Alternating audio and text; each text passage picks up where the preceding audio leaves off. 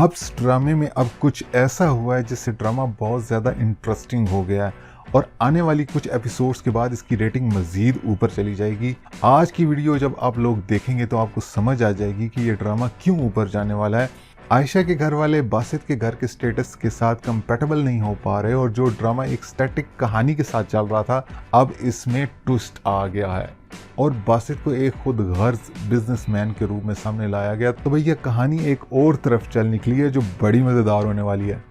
कहानी में आगे क्या होने वाला है इस सब के बारे में आज बात करेंगे, लेकिन उससे पहले वही बात जो हम आपसे हमेशा करते हैं कि अगर आप पाकिस्तानी ड्रामाज को पसंद करते हैं, पाकिस्तानी ड्रामाज में इंटरेस्ट लेते हैं और इन ड्रामाज के रिव्यूज़ देखना चाहते हैं तो हमारे चैनल जेट रिव्यू को लाजमी सब्सक्राइब करें।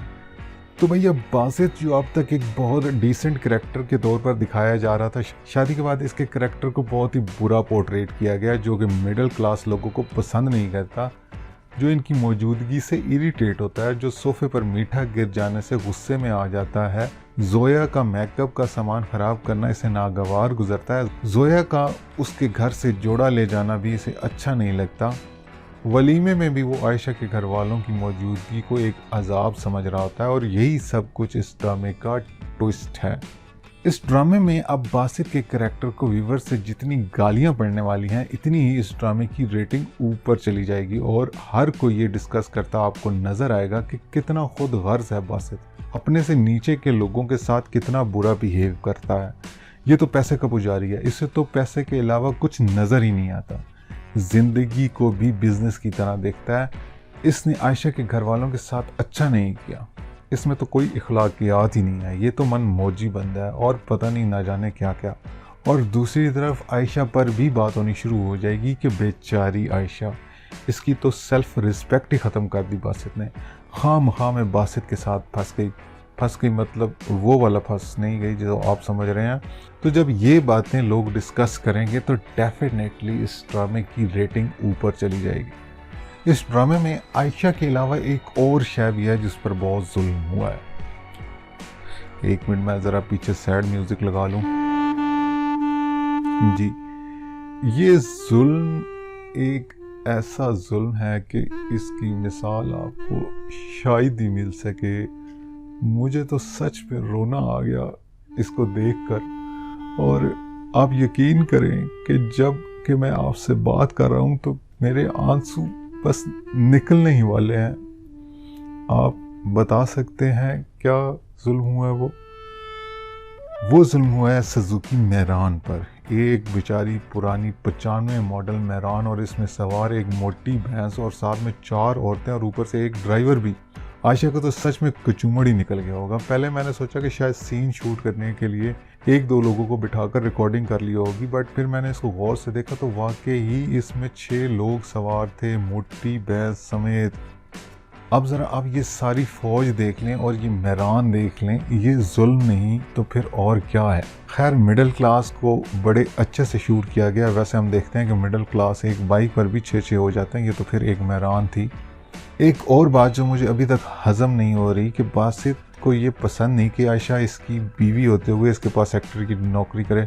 तो भाई कहता तो सही है, लेकिन वो आयशा को अपना बिजनेस पार्टनर क्यों नहीं बना लेता? वो एज ए बिजनेस पार्टनर भी तो ऑफिस में काम कर सकती है और ये रीज़न कि ऑफिस के अंदर पहले से बासित और आयशा का अफेयर फैला हुआ था, इसलिए इसका ऑफिस में काम करना सही नहीं, ये भी एक लेम एक्सक्यूज़ है। अगर वो ऑफिस में काम नहीं करवाना चाहता तो कोई और छोटा मोटा बिजनेस सेट करके दे दे, इसको एक छोटा सा बुटीक ही बना के दे दे।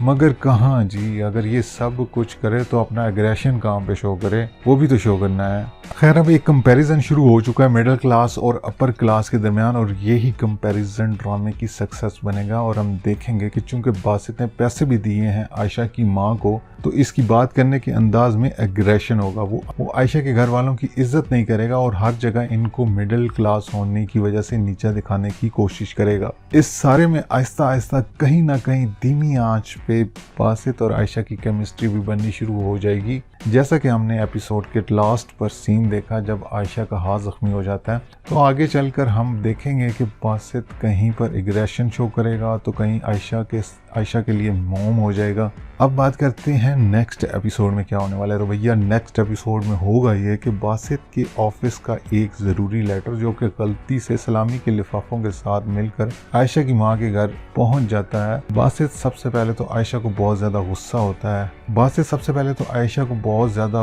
गुस्सा करेगा कि तुम इतनी लापरवाह क्यों हो, तुमने लेटर अपनी माँ को क्यों दे दिया, वो बहुत ज़रूरी लेटर था, तुम ऑफिस में तो इतनी लापरवाह नहीं थी। आयशा बोलेगी वो तो मैंने अम्मी को पकड़ाया था। तो बासित साहब अपनी सास के घर लेटर लेने पहुंच जाएंगे और ये बोलेंगे कि आप सलामी के पैसे रख लें और लेटर मुझे वापस कर दें, यानी कि वही मिडिल क्लास को नीचा दिखाने वाली बात।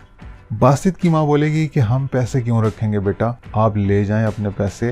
तो बासित बोलेगा आप तो ऐसे बोल रही हैं जैसे आपने पैसे कभी लिए ही ना हो, यानी कि बासित ने कोई मौका हाथ से नहीं जाने देना आयशा के घर वालों की तजलील करने के लिए। खैर बासित लेटर लेकर चला जाएगा और नेक्स्ट डे बानो उसको सलामी के लिफाफे भी वापस करने इसके ऑफिस आएगी। लेकिन यहाँ पर जोया ने पहले ही घर में इन लिफाफों से पैसे चोरी कर लिए होंगे और बासित जब खाली लिफाफों को देखेगा तो इसे एक दफ़ा फिर मौका मिल जाएगा कि आयशा के घर वालों की तजलील करे। वो बोलेगा कि आप मेरे साथ क्या मजाक कर रही हैं, मुझे खाली लिफाफे पकड़ा कर ये कह रही हैं कि इसमें सलामी के पैसे हैं।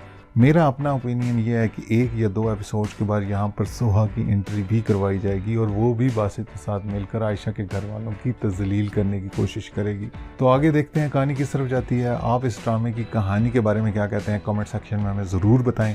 नेक्स्ट वीडियो में एक और रिव्यू लेकर हाजिर होंगे, तब तक अपना बहुत सा ख्याल रखिएगा और हमारे चैनल जेट रिव्यू को लाजमी सब्सक्राइब कर लीजिएगा। अल्लाह हाफिज़।